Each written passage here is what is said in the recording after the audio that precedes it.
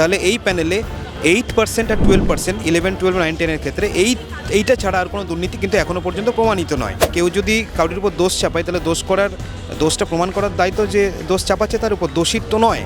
এখনও পর্যন্ত অনেকেই দেখছে, সবাই বুঝছে কিছু একটা হচ্ছে, কিন্তু কি হচ্ছে সবাই এখনও জানে না। সেইটা জানানোর জন্যই আমাদের এই কর্মসূচিটা আজকে গ্রহণ করা হয়েছে। মোটামুটি 40টার মতো সিগনেচার জড়ো করতে পেরেছি, মানে এতজনের মধ্যে 40 জনকে পুরোপুরি আমাদের সিচুয়েশনটা সম্বন্ধে আমরা বোঝাতে পেরেছি। তারা ফিল করেছেন এবং তারা সিগনেচার করেছেন। আপনাদের যোগ্য শিক্ষক শিক্ষিকা অধিকার মঞ্চের তরফ থেকে আপনি সাধারণ মানুষের সিগনেচার নিচ্ছেন। প্রথমে তো আমি জিজ্ঞাসা করবো, মানে কি কারণে নিচ্ছেন সাধারণ মানুষের সিগনেচার? আচ্ছা, আমাদের কোথাও গিয়ে আমরা ফিল করেছি যে পশ্চিমবঙ্গের সাধারণ মানুষ আমাদের এই সমস্যাটা সম্বন্ধে সচেতন নন।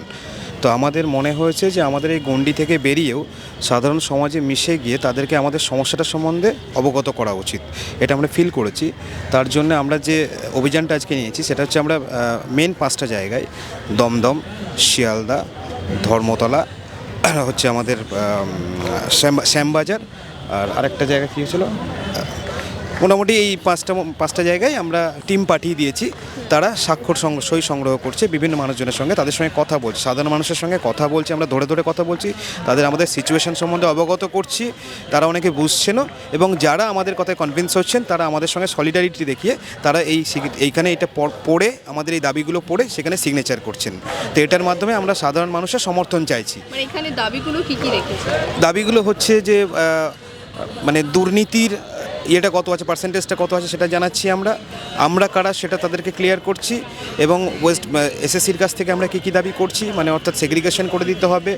বোর্ডের কাছে দাবি, মানে র্যাঙ্কিংগুলো প্রপারলি দেখাতে হবে কোথায় কী আছে, ভালো লয়ার আমাদের জন্য চুজ করে দিতে হবে রাজ্য সরকারকে।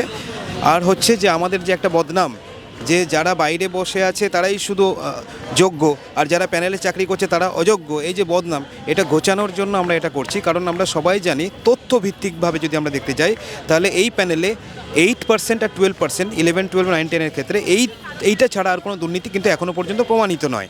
সেক্ষেত্রে বাকি যারা আছেন প্যানেলে তারা কিন্তু প্রত্যেকেই যোগ্য, প্রমাণিত যোগ্য। মানে তাই তো দায়ী, মানে কেউ যদি কারোর উপর দোষ চাপায় তাহলে দোষটা প্রমাণ করার দায়িত্ব যে দোষ চাপাচ্ছে তার উপর, দোষীর তো নয়।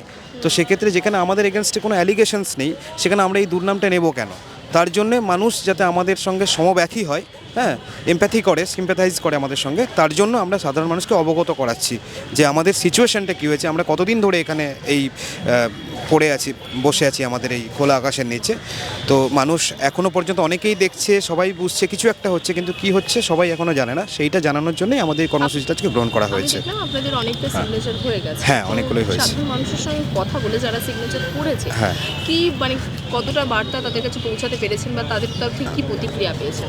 সিগনেচার একমাত্র তারাই করেছেন যারা কমপ্লিটলি আমাদের সঙ্গে সহমত হয়েছেন, মানে পুরো ব্যাপারটা যারা বুঝতে পেরেছেন তারাই সিগনেচার করেছেন। কারণ আপনারা জানেন যে সিগনেচারের মধ্যে একটা গুরুত্বপূর্ণ জিনিস, সবাই সব জায়গায় করতে চায় না, সাধারণ মানুষের একটা ভয় থাকে। তাই যতগুলো সিগনেচার আপনারা দেখতে পাচ্ছেন এর পেছনে নাই করে তার দুগুণ লোকের কাছে আমরা অ্যাপ্রোচ করি, 2 থেকে 3 গুণ লোকের কাছে অ্যাপ্রোচ করেছি। তার মধ্যে অনেকে ব্যাপারটা বুঝেছেন কিন্তু সিগনেচার করতে চাননি, অনেকে বুঝেছেন এবং আমাদের সঙ্গে পুরোপুরি সমব্যথী হয়েছেন, তারা সিগনেচারগুলো করেছেন। তাহলে এখনও পর্যন্ত নাই করে এইটুকু এরিয়ার মধ্যে আমরা প্রায় 200 থেকে 300 লোকের কাছে পৌঁছেছি। তাদেরকে পুরো ঘটনাটা আমরা টিম হিসেবে বলেছি, এবং তাদের মধ্যে এখনও পর্যন্ত আমরা মোটামুটি 40টার মতো সিগনেচার জড়ো করতে পেরেছি, মানে এতজনের মধ্যে 40 জনকে পুরোপুরি আমাদের সিচুয়েশনটা সম্বন্ধে আমরা বোঝাতে পেরেছি। তারা ফিল করেছেন এবং তারা সিগনেচার করেছেন। হ্যাঁ, সেক্ষেত্রে আমরা ওনাদের কাছে কৃতজ্ঞ, এবং এটা আমাদের চলতে থাকবে, এখন মোটামুটি সন্ধ্যা অবধি চলতে থাকবে।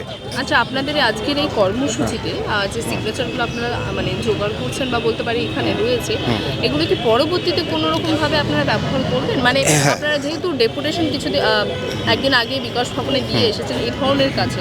আচ্ছা, এইটা নিয়ে আমাদের মধ্যে এখনও ডিসকাশন সেভাবে হয়নি। আমরা জাস্ট আজকের কর্মসূচি হচ্ছে সিগনেচারটা কালেক্ট করা। পরবর্তীকালে আমরা এটা ব্যবহার করতেও পারি, নাও করতে পারি। এটা আমাদের যারা শীর্ষ নেতৃত্ব আছে, মেহবুব আছে, চিন্ময় আছে, তাদের সঙ্গে আলোচনা করে আমরা ডিসিশনটা নেব। করতেও পারি, নাও করতে পারি, এটা আজকে কনফার্মেশন দিচ্ছি না আমি কিছু। এবং আপনি এখানের কথা বললেন ধর্মতলায় যে 200 জনকে অ্যাপ্রোচ করেছেন, 40 জন পেয়েছেন, অন্যান্য জায়গায় কতটা সাফল্য পাচ্ছেন? ওখান থেকে এখনও যা খবর আছে আপনার, তারাও মোটামুটি 200-250 এখনও পর্যন্ত যা 1 ঘন্টা আমরা কাজ করছি হয়ে গেছে। গেছে, মানে এখনও পর্যন্ত ওভারঅল টিম হিসেবে আমরা প্রায় 1,000-1,500 লোকের কাছে পৌঁছতে পেরেছি এবং সই সংগ্রহ মোটামুটি এখানেও যা হয়েছে ওখানেও বাকিগুলোতে হচ্ছে এবং আশাবাদী সন্ধ্যা হতে হতে আমরা মোটামুটি অন্ততপক্ষে কম করে 500 সই আমরা সংগ্রহ করে নিতে পারবো বা তার বেশি 1000 খানেকও করে নিতে পারি। আচ্ছা, এটা কি শুধু আজকের জন্য নাকি আগামী দিনে এটা মেইনলি শুধু আজকের জন্যই হয়েছে। যদি দেখি যে ভালো সাড়া পাচ্ছি সেক্ষেত্রে আমরা এটা একটা টিমকে দিয়ে কন্টিনিউ করাতে থাকবো, আর অন্য আরেকটা টিম অন্য কাজ কন্টিনিউ করবে এখানে, সেটাও আমরা করে নিতে পারি। বাংলা হান্টের আরও খবর দেখতে নজর রাখুন। বাংলা খবর মানেই বাংলা হান্ট।